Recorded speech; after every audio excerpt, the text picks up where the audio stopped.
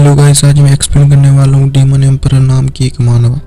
और अगर कैरेक्टर के नाम बोलने में गलती हो जाए तो उसके लिए सॉरी। चैप्टर के शुरुआत में बताया जाता है कि एक प्राचीन डेविल किंग है जो पूरे देश में सबसे ताकतवर है और उसका सारा नॉलेज एक बुक में लिखा है और उस बुक का नाम है द बुक ऑफ 9 सीक्रेट्स। इस बुक को पढ़ के स्वर्ग और पृथ्वी को अपने मुट्ठी में कर सकते हैं। अब ये बुक मैजिक एम्परर नाम के एक बंदे के पास है। मैजिक एम्परर जाओ इफा बुक उसके पास है, ये जानकारी लीक हो गई है। इसके लिए अब वो सारे मटेरियल आर्टिस्ट एक्सपर्ट के निशाने बन गया है। फिर दिखाया जाता है कोई बड़ी तेजी से जा रहा होता है। वो एम्परर के पास जाके बोलता है, माय लॉर्ड, दुश्मन आ चुके हैं और उन्होंने हमारे सारे सोल्जर्स को भी मार दिया है। उसका नाम बताया जाता है जाओ चेंग, एम्परर का एक स्टूडेंट। वो बोलता है, मुझे डर है कि 7 एम्परर भी यहाँ आते होंगे। डीमन एम्परर बोलता है, चिंता मत करो, यहाँ तक कि 7 एम्परर भी मेरा मुकाबला नहीं कर सकते। एम्परर बाहर निकलता है। बाहर बहुत सारे लोग खड़े होते हैं। सब बोलते हैं, मैजिक एम्परर वो बुक हमें दे दो। एम्परर बोलता है, इन कीड़ों की इतनी हिम्मत, ये मुझसे लड़ने आ गए, और वो उड़ने लगता है। उनमें से एक आदमी बोलता है, ध्यान से, वो आ रहा है। एम्परर बिजली की तेजी से उनको मार देता है। तभी कोई बोलता है, मैजिक एम्परर हम तुम्हें भागने नहीं देंगे। दिखाया जाता है कि 7 एम्परर आ चुके होते। उनमें से एक बोलता है, वो बुक हमें दे दो, अगर तुम वो बुक हमें दे दोगे हम तुम्हारी जान बख्श देंगे। मैजिक एम्परर बोलता है, तो तुम लोग आखिर आ ही गए। मैजिक एम्परर बोलता है, एम्परर ऑफ स्वॉर्ड, मैं 8 रॉयल्स का लीडर हूँ, अगर तुम एक साथ भी आ गए तो भी तुम लोग मुझे हरा नहीं सकते, और तुम लोग मरने के लिए इतने उतावले क्यों हो रहे। फिर 7 एम्परर में से एक बोलता है, तुम पूरे सेंचुरी के दुश्मन हो और तुम्हें गलत लगता है कि तुमसे कोई ताकतवर नहीं है यहाँ। और उनमें से एक बोलता है, ये बुक होली लैंड का रेलिक है, ये हमें वापस लौटा दो। तभी एम्परर का स्टूडेंट बोलता है, माय लॉर्ड, ये अच्छा नहीं हो रहा, ये होली लैंड का सबसे ताकतवर बंदा है। मैजिक एम्परर बोलता है, अगर मैं पूरे होली लैंड का दुश्मन भी बन जाऊं तब भी मैं तुम लोगों को तबाह कर दूंगा। और अचानक से एक तलवार एम्परर के छाती के आर पार हो जाती है। पीछे से कोई बोलता है, माय लॉर्ड, अब आपके मरने का वक्त हो गया। एम्परर बोलता है, तो तुम ही वो गद्दार जिसने बुक की जानकारी लीक की।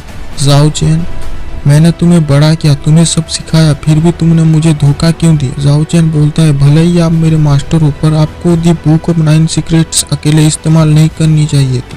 आपने तो यहाँ तक कि मुझे वो बुक पढ़ने से भी मना कर दिया था, जैसे कि मैं कोई चोर हूँ। एम्परर बोलता है, तुमने मुझे ऐसे कारण के लिए धोखा दिया। जाओ चैन बोलता है, अब आप मेरे बारे में कुछ भी सोचिए, आप अब बच नहीं सकते। एम्परर बोलता है, जाओ चैन, जब तुम बच्चे थे तब से मैंने तुम्हें सब सिखाया और बड़ा किया, पर तुम तो बहुत छोटी सोच वाले निकले। और एम्परर हंसने लगता है और बोलता है, अब मैं इस बुक को मेरे साथ खत्म कर दूंगा ताकि इसे कोई ना ले पाए। फिर एम्परर की बॉडी से तेज रोशनी निकलने लगती है और उसकी बॉडी डिस्ट्रॉय हो जाती है। फिर दिखाया जाता है एक सोल नीचे गिर रहा हो, जमीन पे कुछ लोग मरे पड़े होते। तभी किसी का हाथ दिखाया जाता है और उनमें से एक लड़की के सर पर कोई मार्क बन जाता है। उसकी आंखें खुलती हैं और वो बोलता है, तो ये है मेरा शरीर, मैंने सोचा नहीं था कि मैं मरने के बाद फिर से एक लड़की के शरीर में जन्म लूंगा। तभी उसे कोई साउंड आता है। वो देखता है कि उसे कुछ भेड़िए देख रहे होते और अचानक से वो भेड़िए उस पर अटैक करते हैं। पर वो जैसे ही उनकी तरफ देखता है, वहाँ से सारे भेड़िए और पंछी भागने लगते। और फिर अगले सीन में दिखाया जाता है कि वो चलते हुए जा रहा हो। तभी उसे एक आदमी बोलता है, जाओफान, मेरी मदद करो। वो लड़का सोचता है, ये शायद इस शरीर को जानता होगा, अच्छा है, इसका पावर 2nd लेयर का है,